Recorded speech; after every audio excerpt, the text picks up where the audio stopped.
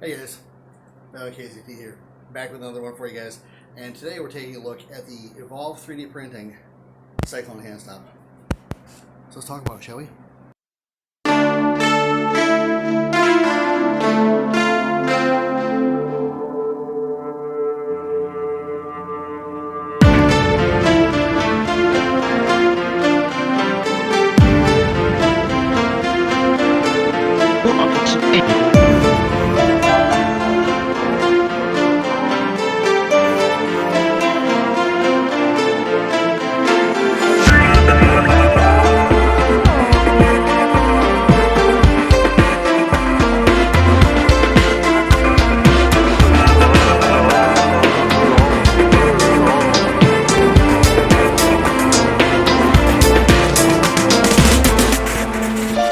Cuts for the different types of way that you would hold that. Again, something like that, or that essentially. And so it's really nice that you have that front and back where they're different. The original model before they did this one was this. Now it's still cool, it's still serviceable, still works great. But I mean, I much prefer the new one that they have here. So you can see that they've done a lot of work as far as like texturing up the grip there. I put some skateboard tape on mine, just get a little bit more grippiness. But you know, right around the same footprint in terms of size. But you can definitely see that there's much more going on with the Cyclone as far as an angle and everything else like that goes. And having those two angles where you really can't do a whole lot with this. Again, still works great. I actually still use this, but the Cyclone I think is much better as far as all the options go.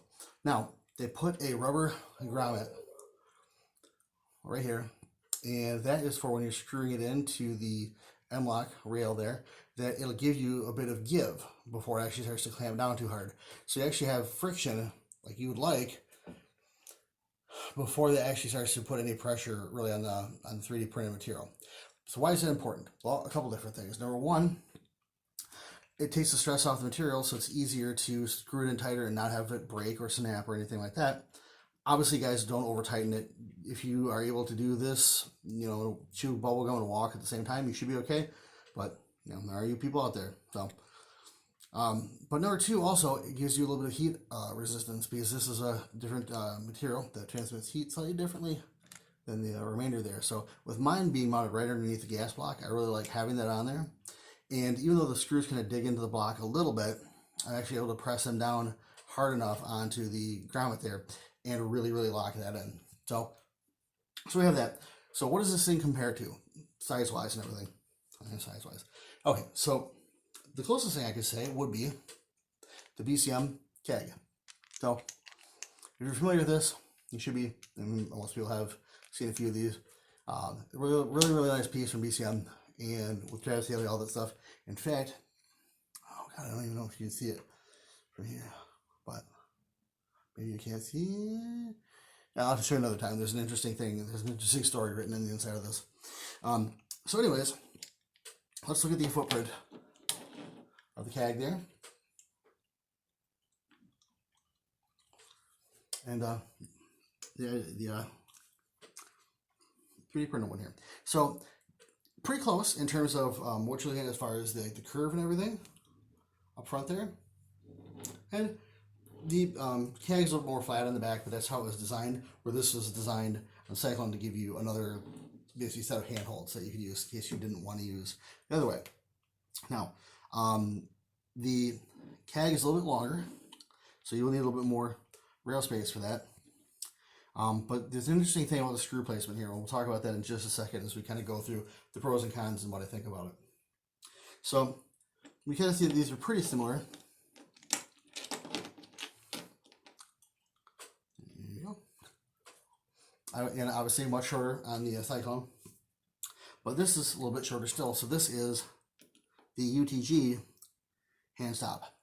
Now the UTG is all metal. I know people scoff at UTG. I used to as well. They have been coming out with some pretty good stuff though lately, and some of the US stuff is actually getting pretty good. I still believe that this is a made in Taiwan piece, so yeah, do with that as you will. So let's go ahead and take a look at the mountings here.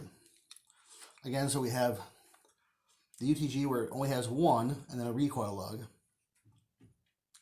right there. And then this has two and no lugs. Now, I'll get back to that in just a second here. But this is basically held on just by that one screw that you access to the bottom there, like you do. Crazy. And the same thing with the CAG is there's one in the main grip compartment there. The screw sinks in, and then one through here that's slightly shorter. And that's what those two pieces are. So if we look at the VCM and the UTG, we can see where the first, there you go, where the recoil lug and the screws are lined up. So that's going to be important. We'll take a look at that in just a second. Now if we look here, everybody lined up here. So we don't have that. It's spaced off. So why is that important? Why does that matter? So there's a couple different reasons why. The most important is these are made to sit in one specific section of the end-lock. And the recoil lug on this thing is, people keep getting hung up on the word recoil. It's not to absorb recoil. It's to stop the thing from moving around whilst you are shooting. And so what happens is essentially another screw or another mounting space that puts pressure on that M-lock slot to stop it from moving forward and back. You can even pop that M-lock slot, the different spacers between here, and basically go over half on each one. So that's important because you don't want this thing to move while you're shooting. You don't want to have to actually butt up a bunch of panels while you do so. So let me go to the BCM, and again, you have the same thing where the screws line up pretty much with where the recoil lugs are going to be. So this is also designed to fit in one slot. And again, you can bridge the two of them if you want to here. This is probably my only gripe with this product, and it's not really that big of a gripe because number one, there's a huge way around it, which is nice, and number two, these guys are really, really responsive, and I know they'll do what they can to clear that up. But if you put these screws closer together or put a recoil lug here, okay, then you can have this take up just that one space, because right now it has to straddle 1.5 spaces on the unlock, which is weird because when you look at it here, you see that it's much, much shorter than the CAG. Now, does that make it a bad grip? Oh, no, because you can do many, many things to get away with that. But it's something to consider that you have a shorter grip that does require more space to lock down.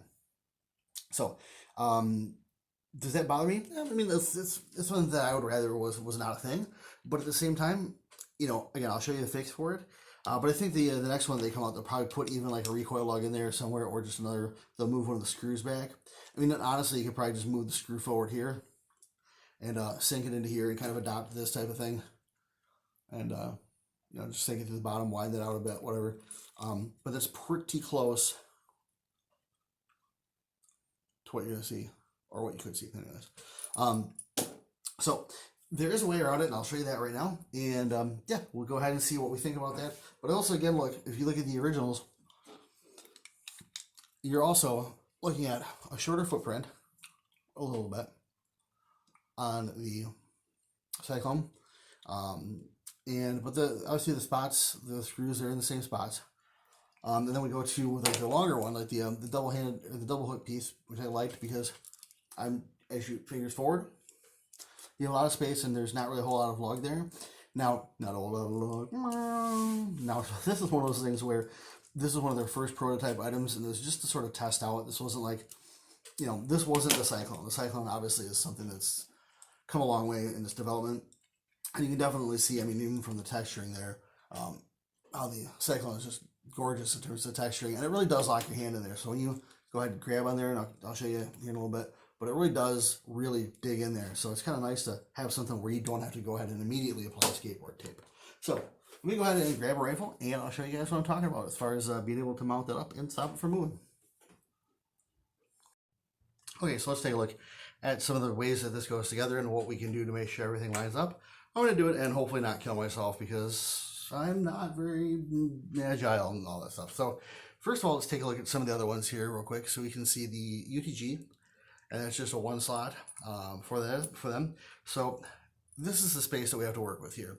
And you can see the gas block is right underneath here. So we definitely want to make sure the mounting is good, and we have a good secure mount there with the ability to go ahead and take that heat. So this thing is covered in just a cluster of different rail covers and things like that because I'm testing a lot of stuff. So with this one here, we can pretty much just go ahead and sink it right here.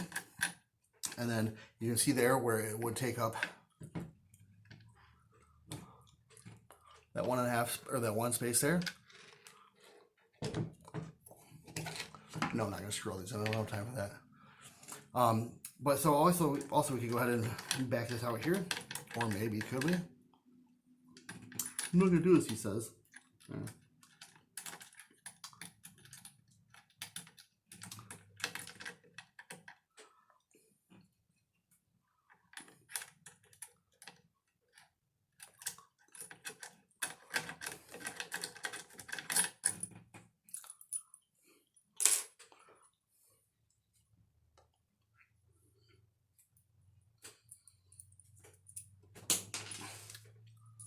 So additionally, you park it right there. So you can see it's still just taking up that one whole slot and leaving the half slot behind. So that is the UTG. So go ahead and hit up that CAG there. So again, we're dealing with a much longer item here. So this space for this is not going to be sufficient to mount that CAG because the way this rail piece is, this rail cover. So this is also BCM, so and you guys, we'll go ahead and move that back. And we'll probably have to bridge that gap there. There you go. So yeah, that's how that would work there. Probably. Oh, I just probably doing that.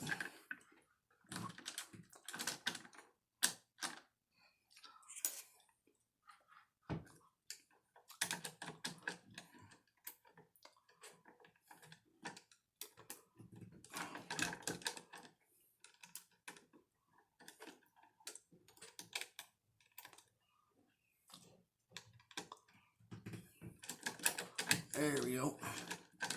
And the power of editing magic, we are through.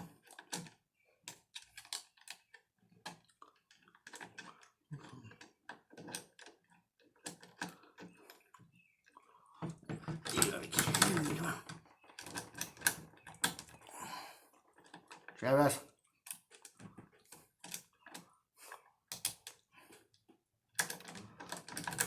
Oh, wow.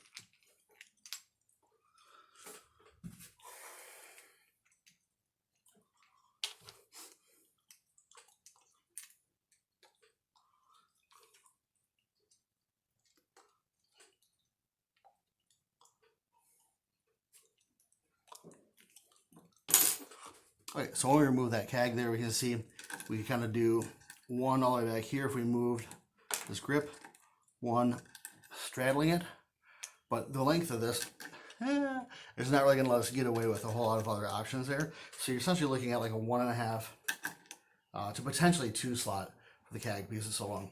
So last but not least, the bell of the ball. Oh, hang on a second. I want to do something real quick for you guys. Wow. What is that thing? Oh. 11 people just got triggered. Okay, so moving on. So a cryptic little joke there. So we go ahead and we're going to use this to use it.